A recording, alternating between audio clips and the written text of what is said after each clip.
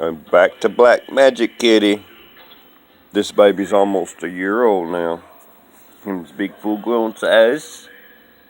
He comes over here and his mama was fixing to move to Michigan. And her boyfriend signed a lease where they can't have animals. This cat is already... They threw him out a couple months back because he did the doo-doo in the house. He was eating the dead animals. And he did the doo-doo stinky in the middle of the night.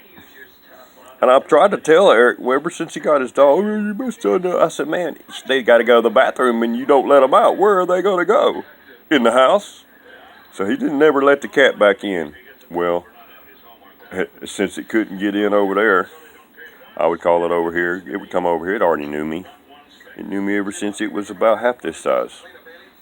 And I let him in, but I played him like I know how to play him. It's time to eat. After you eat, it's time to go outside and go to the bathroom. And this cat has never, since I worked with him like that for about, I don't know, it probably took about, you got to keep your eye on him. You can't feed him in here and then just ignore him. He'll goddamn go find a place to poo or a place to piss. He's never done it in his house because I was up on him. And made sure after every meal, the dogs and the kitty cats, we all go outside. I've taught all my cats to use the bathroom outside. As a matter of fact, the last 3 cats I had, I taught them how to shake. They all knew, give me your paw. As a matter of fact, they would come up to me and give me their paw when they wanted some attention after I taught them how to shake. I taught all my dogs how to shake, and I taught all my cats how to shake. But I didn't raise this kitty from a baby. The girl that raised this cat, the mama that had these kitties that got run over by a car 2 weeks after she had these kitties. And Erin next door, she took 2 of them. And before their eyes were even open, she bottle fed these cats 2 or 3, 4, 5 times a day. And so they were being held by humans before their eyes were open when they were just a little old bitty handful. And their eyes would move around underneath the eyelids before their eyes were open, and you could talk to them, kitty, kitty, kitty, kitty. So they knew humans. By the time they opened their eyes, then they could finally see human. Except to this cat, like I try to tell my stupid brother, man, this cat thinks humans is its mama. It's all it knows. Before it even opened its eyes, it was held by humans to smell humans. Humans told it, I love you. I love you, kitty, kitty, kitty, and everything. Plus, besides, all domesticated animals already know. A dog knows puppy puppy when it's born because of years and years and years of domestication. Dogs already know commands. You just don't know commands. You just don't know it. People say, oh, that dog's stupid. No, you're the human's fucking stupid because the human don't know of the psychological fucking pathway of the dogs at that point in time. Dogs have brain chemistry too. Animals have brain chemistry. You just got to sit back and use your brains a little bit further than what you fucking pacify in this Luciferian lifestyle you live. But she's going to move next month. And they can't take the cat. And it's like I'm living here at my brother's house. This ain't in my house. He don't like cat. He don't like it. He's mean to it. And I'm so scared of what might happen. But this cat's pretty good about not going running off down across the street. I mean, I have caught him coming across the street. And I have caught him out front.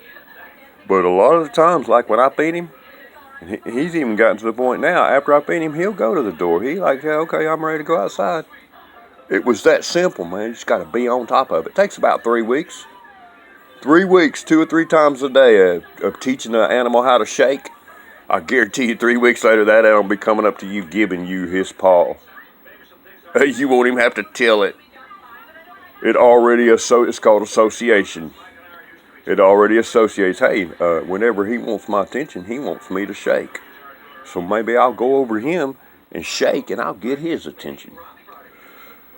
Yeah, I bet him a little. He was sleeping earlier for a while, and then he come in there in the kitchen when I made me some coffee. And since he kept on talking about it, I gave him a little food. Now he's going to lay down and try to go back to sleep. But see, this cat, he'll pull the stunt. He wants to pull that stunt. Hey, man, I want to come inside in the daytime, and I'm gonna crash up there in that cat bed that's on top of that chair. And I'm going to go get in your bed, because it's back there all in the dark and way back in the back of the house away from the dogs and everything. And I'll go sleep in your bed all day. Then when nighttime comes, I'm ready to run all around the house and I'm ready to go outside. And we're going to stop that going outside at night. And he's been pretty good about anytime I do go back there, he's outside and it's dark, I could call him. And it might be a minute or two, he shows up. And sometimes in the mornings before he was staying the night a lot, I could get up in the morning, I'd go outside and call him. He comes over from Jack's house. Jack lives over there. Jack's got bird feeders. And the squirrels and the birds are over there a lot. But he seems to come from the far corner of Jack's property where Jack's got a shed. So I think maybe there may be some field mice over there around Jack's shed, because the backside of his fence is a field. And they don't have horses back there no more. It's all grown up tall now. And heck, I got up one night, man, I let this cat, this has been about 3 or 4 months ago. No, maybe back in April, right after winter. I let this cat stay in the house one night, and for some reason, man, I woke up about, 3:30 in the morning, and I came walking in here, and I had the black light on. The black light was on, and you could just barely see. And right over there by the couch were 2 of our dogs. They were just sitting there like they were watching.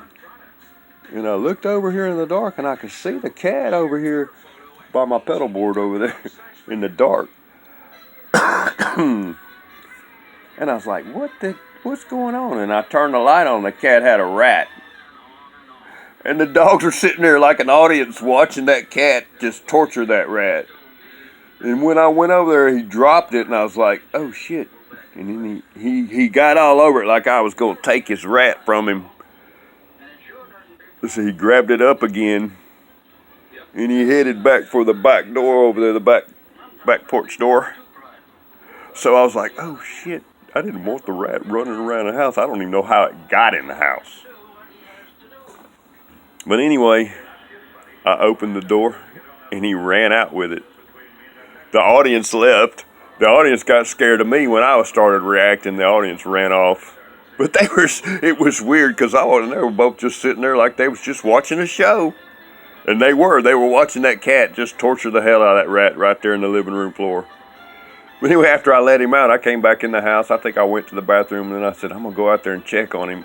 And I went outside, and it was 4 in the morning, though, still dark. Their back porch light was on. And I kind of looked around, and I saw he had took the rat over the fence into their backyard and was dropping it. And he was running around and attacking it again. Then he'd let it go. Then as soon as it ran again, he'd attack it again. I guess he finally killed it. But the only reason why the rats are showing up is because there's some people around here that pile their trash up instead of taking it to the dump. They pile it up in their garage. I mean, to the point to where even the dogs in the neighborhood are coming around and going up in people's carports. Well, they don't have garage doors. They